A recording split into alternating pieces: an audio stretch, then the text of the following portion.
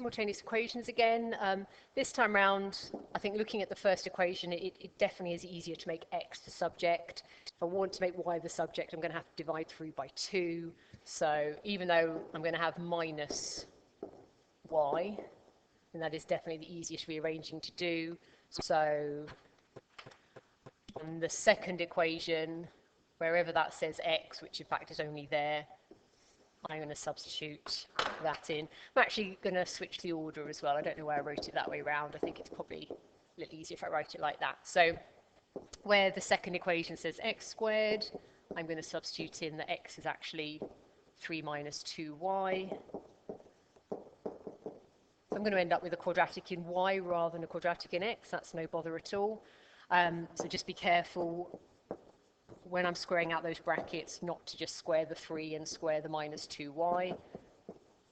Make sure you multiply out the entire bracket. So I've got 3 times 3, 3 times minus 2y times 3, and minus 2y times minus 2y.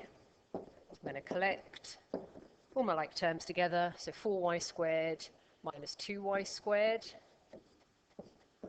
I've got minus 6y, minus 12y, minus 13y. And then I've got 9 plus 6 when I bring that over. Okay, so you can put this into your calculator to solve.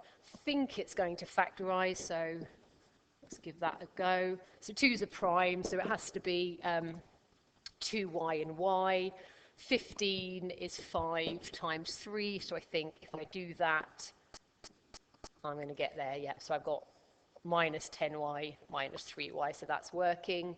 So my y values are 3 over 2 or 5, and then just don't forget to find your x values. So use this equation.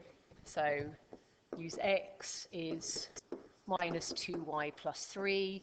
So when y is 3 over 2, x is minus 3 plus 3, so 0. Just going to double check I've got that right. Yeah, I think I'm okay. And if y is 5, x is minus 10 plus 3, so minus 7.